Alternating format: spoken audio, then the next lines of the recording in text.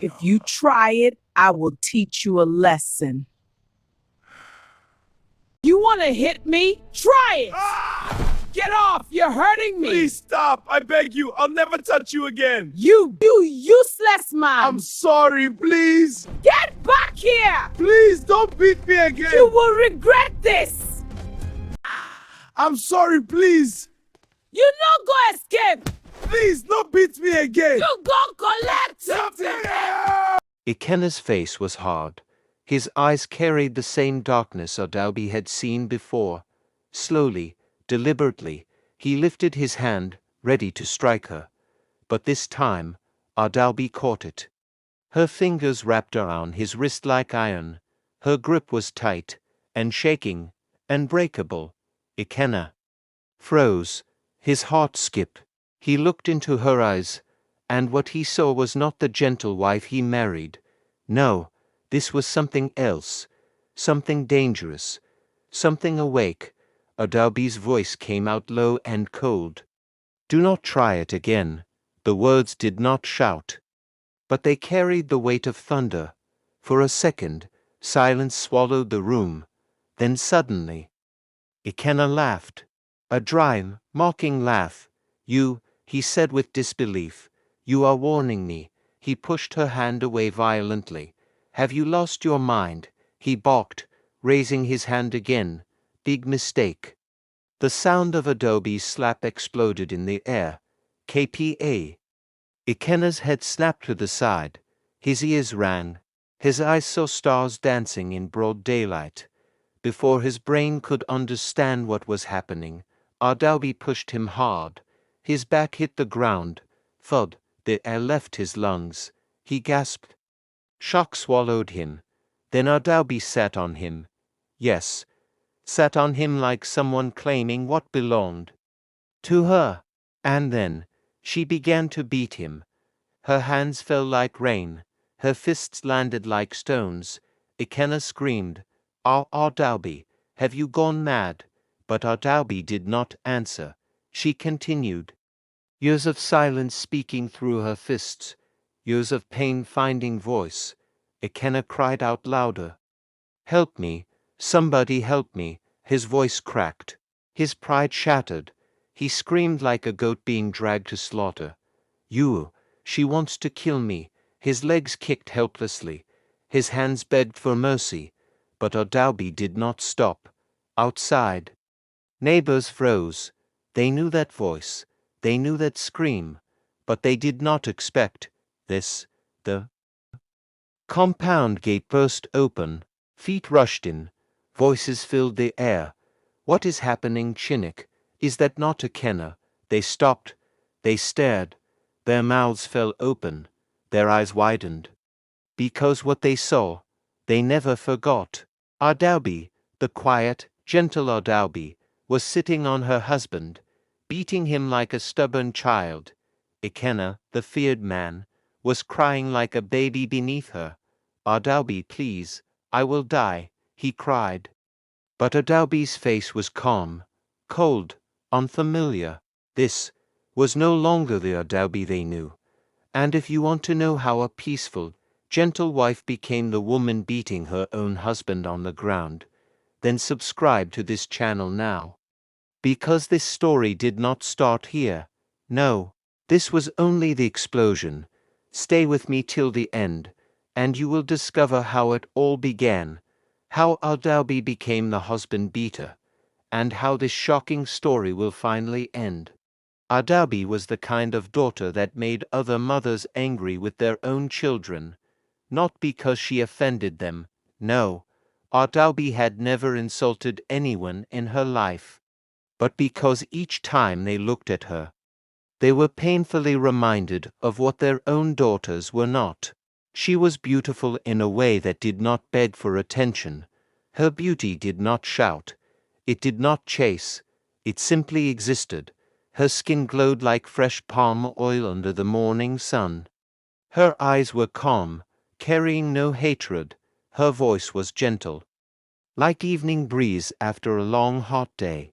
And when she laughed, it was soft, peaceful, the kind of laughter that made people turn and smile without knowing why. Adaobi woke up before everyone else. Before the cock could even finish clearing its throat, she was already outside. Sweeping the compound, swish, swish, swish, the sound of her broom was the sound of morning itself. She fetched water without being asked, balanced the pot on her head with grace, cooked for the family, served them, and never complained, not once, not even on the days her body was weak. Not even on the days rain soaked her wrapper. She simply did what needed to be done. Her mother, Ngozi, would sometimes stand behind the door and watch her secretly. Watch the way Adaobi moved. Watch the way she worked. Watch the way she lived. And she would shake her head slowly, whispering to herself, "Chukwu, is this child truly mine?" There was pride in her voice. And fear, because she knew daughters like Adaobi were rare gifts the world did not give twice. Her father, Okafor, carried his pride differently. It showed in his walk. It showed in his smile. Whenever men passed, he would clear his throat loudly, HMMMM. He wanted them to notice him. And they always did. One of them would laugh and ask Okafor, "Why are you smiling like someone hiding money?" Okafor would straighten his shoulders, his eyes shining, and reply, "I am not hiding money. I am hiding treasure. My daughter." Adaobi respected everyone, young, old, kind, wicked. It did not matter. She greeted all with the same gentle voice. She never insulted. She never fought.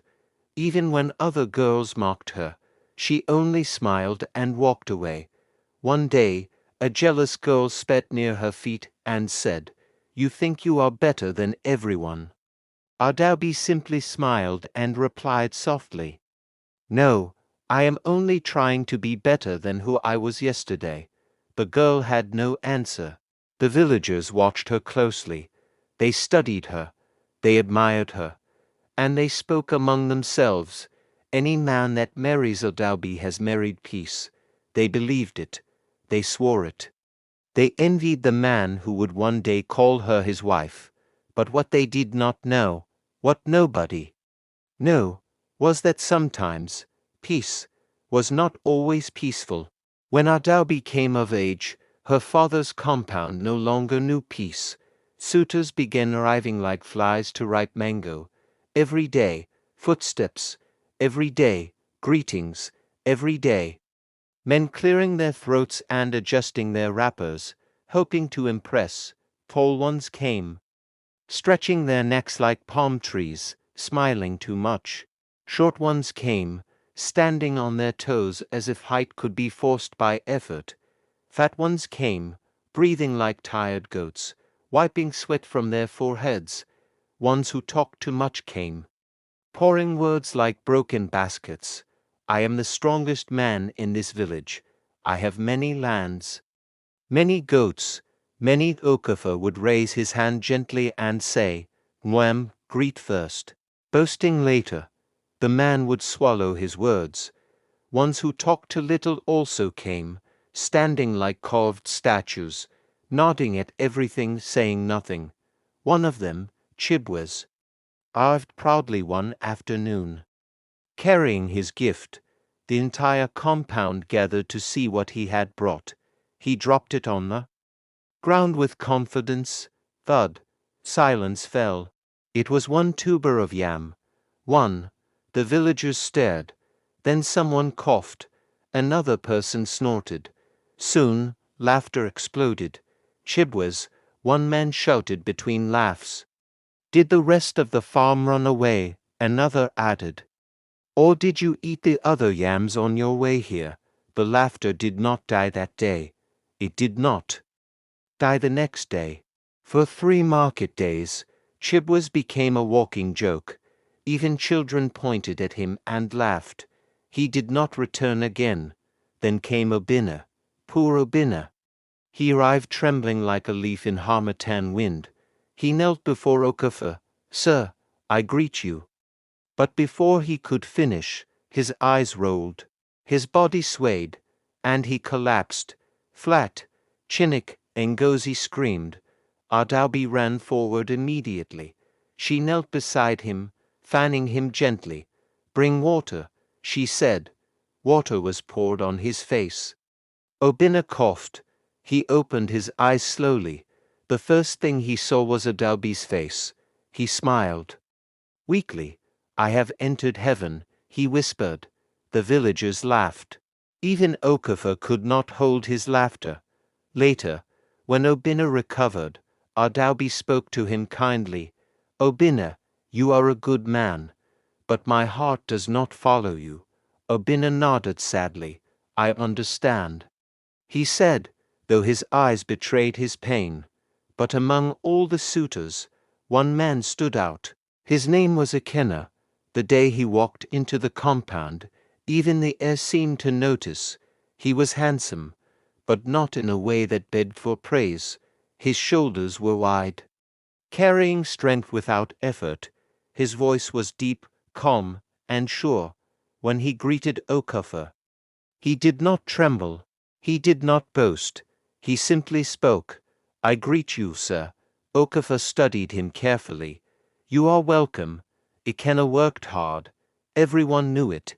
His farm was healthy. His name carried respect. He spoke confidently, but not foolishly. He did not laugh without reason like other men trying to impress. He listened more than he spoke. He looked serious, responsible, like someone who could carry a family on his back and not complain. Adaobi watched him quietly from a distance. Their eyes met. Just for a moment, something moved inside her chest. Something calm, something certain. Later that evening, Ngozi asked her softly, "My daughter, what do you think of Ikenna?" Adaobi lowered her eyes shyly. A small smile touched her lips. And in that moment, her heart agreed. Adaobi's best friend, Nkem, was not smiling. While others celebrated, while others whispered excitedly about Adaobi and her handsome suitor, Nkem's heart was heavy. Nkem knew things, village things, hidden things, dangerous things. Things people did not say in the open, things that lived in silence. One evening, as the sun was dying slowly and the air carried the tired breath of the day, Nkem grabbed Adaobi's hand. Her grip was tight, urgent. "Adaobi," she said, her voice low and trembling, "do not marry Ikenna." Adaobi blinked, then laughed softly, shaking her head. "Nkem, you are jealous." But Nkem did not laugh. Her face did not change. Her eyes did not soften. "I am serious," she said. The laughter on Adaobi's lips faded. She frowned slightly. Nkem looked around carefully, making sure no one was listening. Then she lowered her voice even more. "Ikenna beats women." The words fell between them like a snake. Adaobi's heart skipped. Her fingers twitched. For a moment, fear knocked on her chest. But pride answered the door. She forced a smile. "That is a lie," she said quickly. Nkem swallowed. "The last woman he wanted to marry ran away." Adaobi's chest tightened. She remembered the woman. She remembered the sudden disappearance. She had never asked why. She had never wanted to know. But still, she lifted her chin stubbornly. "He cannot beat me," she said.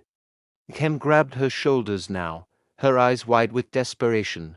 "Adaobi, listen to me. Some men smile with their mouth and hide teeth in their heart." Adaobi said nothing. She only looked away. Because deep inside, she had already chosen. And sometimes, choice is the beginning of destiny. Their wedding was beautiful. The kind of wedding people talked about long after the drums had gone silent. Music filled the air, loud and alive, beating like the heart of the village itself. The drums spoke. The flute sang. The singers clapped and called her name, Adaobi. Adaobi. Women danced until their wrappers loosened and their feet cried for mercy. Their laughter rose into the sky. Men drank until their voices became louder than their sense. Today is not for sorrow, one of them shouted, raising his cup high. Today, we drink for love. Goats lost their lives that day. Many goats, their cries ended in cooking pots, their bodies turning into feasts for celebration. The aroma of food filled every corner. Children ran around with oily mouths. Old men sat in groups, nodding with approval. In the middle of it all stood Ikenna. His chest was wide with pride. His smile was strong. He looked like a man who had conquered something precious. He held Adobe's hand firmly, as if afraid the world might take her back. And Adaobi glowed like moonlight. Her beauty was breathtaking. Her eyes were shy, but happy. Her smile carried hope. She looked like a woman stepping into the life she had prayed for. People leaned toward each other and whispered, "Look at them. They are perfect. Perfect couple." Ngozi wiped tears from her eyes. Okafor cleared his throat and looked away, pretending to be strong. One elderly woman smiled and said, "This marriage will be filled with peace." Everyone believed it. Everyone celebrated it. Everyone blessed it. Nobody saw the storm hiding inside the sky. Their marriage started well. To well. The kind of well that makes people forget every warning they were given. Ikenna was calm. His voice was soft. His presence was warm. He spoke to Adaobi with kindness that wrapped around her heart like safety. He was gentle, careful, loving. In the mornings, he would call her sweetly, "Ada, are you awake?" and she would smile before even opening her eyes. He bought her things without being asked. Wrappers of bright colors, beads that shined on her neck. One evening, he returned home and handed her a small parcel. Adaobi opened it slowly. Her eyes widened. "Ikenna, you bought this for me?" she asked, her voice full of surprise. Ikenna shrugged slightly and smiled. "Does my wife not deserve beautiful things?" Adaobi laughed, her laughter full and free. They ate together. They joked together. Sometimes, he would say something foolish on purpose just to hear her laugh, and when she laughed, he would watch her as if he had won something priceless. Adaobi's heart rested. Her fears slept. Her doubts disappeared. One afternoon, she went to see Nkem. Her steps were light. Her face was glowing. "Nkem," she called excitedly. Nkem came out and smiled. "Adaobi." Adaobi sat beside her and grabbed her hands. "You see," she said proudly, "you were wrong." Nkem's smile froze for a moment, but she forced it to stay. Adaobi continued, her voice full of joy. "Ikenna is kind. He is loving. He has never raised his voice at me. Never." She laughed softly. "You were afraid for nothing." Nkem nodded slowly. "I am happy if you are happy," she said quietly. But her heart was not at peace. Something inside her refused to celebrate. Something inside her was still waiting, watching, listening. Afraid. It happened suddenly. Like lightning that strikes without warning. One small argument. One small misunderstanding that should have died like every other misunderstanding before it. Adaobi's voice was calm. "Ikenna, I only said the food needed more salt." But something in Ikenna's eyes darkened. His jaw tightened. His breathing changed. Then, slap. The sound exploded in the air. Loud. Sharp. Final. Time froze. The world stopped. Adaobi's ears rang violently. Her eyes widened in shock. Her hand slowly touched her cheek. She could not breathe. She could not think. She could not understand. She looked at him, but the man standing before her was no longer the man she married. Ikenna's face had changed. His eyes were cold, empty, dangerous. Before she could speak, before she could move, he bounced on her like a wild animal. His hands landed on her body without mercy. He beat her, beat her, beat her. You dare talk back to me? He shouted. His voice was not human. Adaobi cried out in pain, Ikenna. Please, but the blows did not stop. They only grew harder, faster, wilder. Adaobi did not fight back. She did not raise her hand. She did not defend herself. She only cried. Tears rolled down her face silently. Her heart breaking with every strike. Her soul cracking with every breath. That night, she lay on the floor. Her body weak. Her eyes open in the darkness.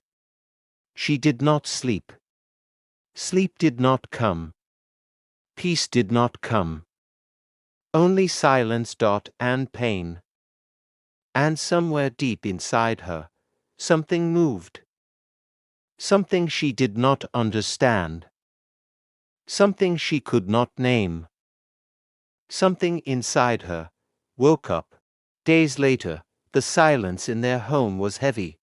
The kind of silence that hides unfinished business. The kind of silence that waits.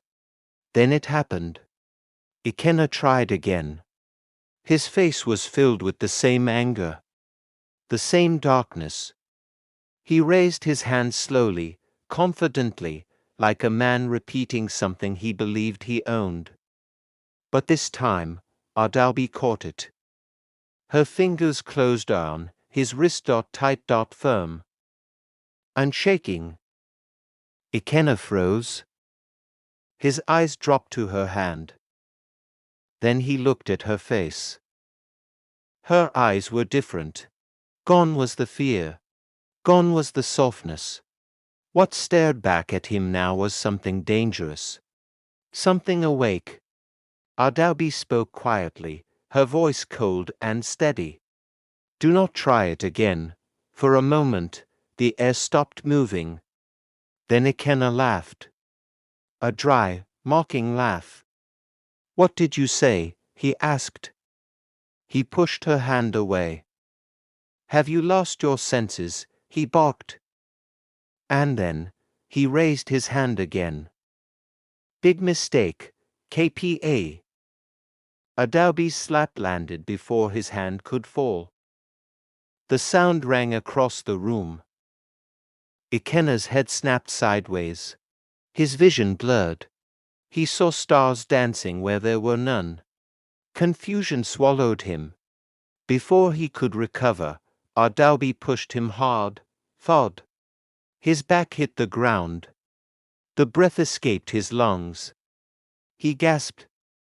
Shock held him down. Then Adaobi sat on him. Sat on him like someone claiming victory. And she began to beat him. Her fists rose and fell, fast, hard. Relentless. Ikenna screamed, Adaobi. Are you mad? She did not answer. She continued. His voice broke. His pride shattered. He screamed louder, like a goat being dragged to slaughter. Help me, somebody help me. His legs kicked helplessly. His hands tried to block her, but they failed. Outside. Neighbors heard the cries. They ran, feet pounding, hearts racing. They burst into the compound. And then they stopped, frozen. Their eyes widened. Their mouths opened. Because what they saw, they never forgot. Adaobi, the quiet, gentle wife, was sitting on her husband, beating him without mercy, and Ikenna, the feared man, was lying on the ground, crying like a child. Ikenna cried, Not the cry of a man protecting his pride. No, this was the cry of someone who had lost it. Tears ran down the sides of his face. His voice shook. Adaobi, please, please stop. He begged, his hands raised in surrender. Sweat covered his body, pouring out of him like rain. His chest rose and fell in panic. His strength had left him. His power had abandoned him. But Adaobi did not stop. Her face was calm, cold, focused. Her hands continued to fall. The mighty lion had become meat. The same man who once stood like thunder was now shaking like a leaf. The neighbors rushed closer, their voices filled with fear. Adaobi, one of them shouted, "He will die." Another woman grabbed her arm. "Biko, leave him. He has learned his lesson." Ikenna's voice cracked as he cried, "I am sorry, Adaobi. I am sorry." But Adaobi said nothing. She only looked at him, long, deep, then slowly, she stood up. The beating stopped. The air became still. She adjusted her wrapper calmly, as if nothing had happened, as if her world had not just changed. Without looking back, she turned and walked inside the house. The door swallowed her, and Ikenna lay there, flat on the ground, broken, humiliated, finished. From that day, everything changed.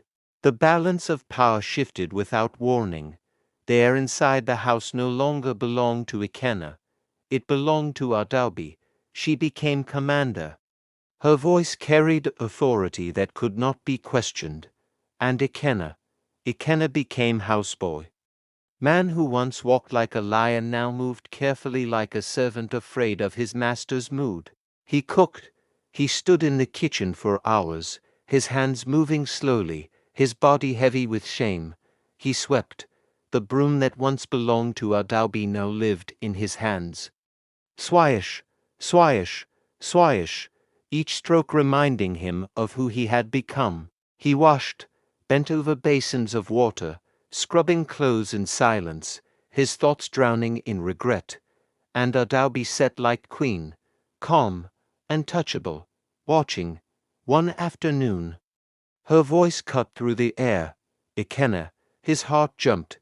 He ran immediately. "Yes," he answered. Standing straight like a soldier, Adaobi did not even look at him. She dipped her fingers into the cup beside her and frowned. "My water is too cold," she said flatly. "Warm it." Ikenna swallowed. "Yes," he whispered. He carried the cup carefully to the fire. His hands trembled, his eyes burned, as he warmed the water. Tears gathered and fell silently down his face. He cried while warming it, not loudly, not boldly, but quietly, like a man who finally understood the weight of his own actions. His so-called friends laughed, loud, cruel, woman rapper. One shouted, pointing at him as if he were a joke carved into flesh. Another joined in. Junior wife of Adaobi." Their voices bounced off the walls of the village, echoing through the market and the dusty paths. Even children, innocent and merciless, joined the chorus. One small boy ran up to him, giggling with all the confidence of youth. "Uncle Ikenna, come and pound yam." The words hit him like stones. The village erupted with laughter, their joy cruel and relentless. Ikenna felt something inside him die a little more each day. Pride, dignity, respect, all gone.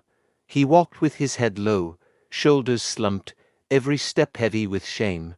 Every whisper, every giggle, every pointing finger reminded him of who he had become. And inside, Ikenna died. Daily, slowly, silently, desperate, Ikenna went to the elders. His steps were slow, heavy with shame, his chest tight with fear. "Elders, please," he said, his voice trembling. "Adaobi, she beat me." The elders leaned back in their chairs, their eyes wide, then slowly. Laughter erupted. A low chuckle at first, Then a roar that filled the room. Adaobi. Beat you? One elder asked, wiping tears from his eyes. Do you mean to joke with us, boy? Another elder joined, shaking his head. You must have fallen. Surely, you must have fallen. Ikenna's hands shook. His lips quivered. I swear, he cried, voice breaking, I swear. She hit me. Please, you must believe me. But nobody believed him. Heads shook. Eyes turned away. Some chuckled quietly behind their hands. The shame inside him deepened. He felt invisible, ridiculed, alone. And in that room, surrounded by those who once commanded respect, Ikenna cried. Not for pain, not for pride, but for disbelief. For the world refusing to see what had already happened. Every evening, dread filled Ikenna's chest like heavy stones. He feared going home. His heart raced, thudding violently against his ribs. His legs shook beneath him, weak and trembling. He prayed silently, over and over, that night would never come, that the sun would never set. But night always came, and Adaobi always waited, her eyes calm, her voice quiet, her presence commanding. One day, he could not take it any more. The shame, the fear, the endless mockery. He entered his house, each step heavy as if carrying the weight of a lifetime of mistakes. He saw Adaobi. She was standing there, calm, watching. His knees gave way. He fell to the floor, face down, hands trembling, and he cried. Real tears, hot and wet. Tears that had been held back for too long. I am sorry, he sobbed. I am sorry for everything. I was wicked. Forgive me, Adaobi. Please. Adaobi looked at him, her eyes unreadable, silent, still. Long silence stretched between them, thick as the night itself. Ikenna could feel his heart stop. He held his breath, waiting for judgment. Then, quietly, her voice came soft, certain. Stand up. His knees shook. He obeyed. He looked at her, fear and hope battling in his chest. And then she said it again, slower, stronger, final. I forgive you. Relief washed over him like a river breaking through a dam. The weight lifted. The fear dissolved. Peace, real peace, had returned. Peace returned. Real peace. The kind of peace that settles into the bones and stays. Not fake peace that hides behind smiles or empty words. They became husband and wife again. True husband and wife. Not master and servant. Not fear and trembling. Ikenna never raised his hand again, not once. Not even in anger. Not even in frustration. He had learned. Learned in a way that words could never teach. Learned the hard way. And every time he looked at Adaobi, every time he spoke to her, he remembered.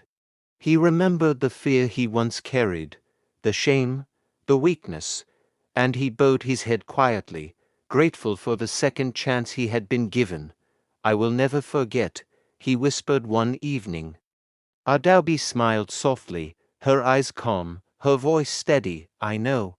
And with that, the house was filled with laughter again, with love again, with peace again, real peace. The villagers said it often, in hushed tones and in laughter, passing the story from one compound to another.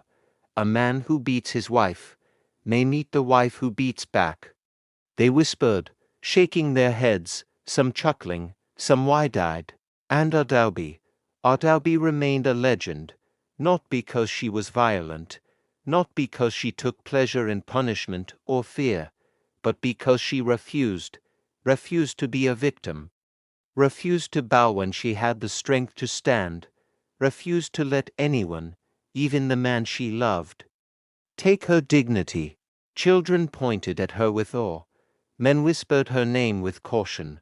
And every time someone told her story, they did not speak of her fists.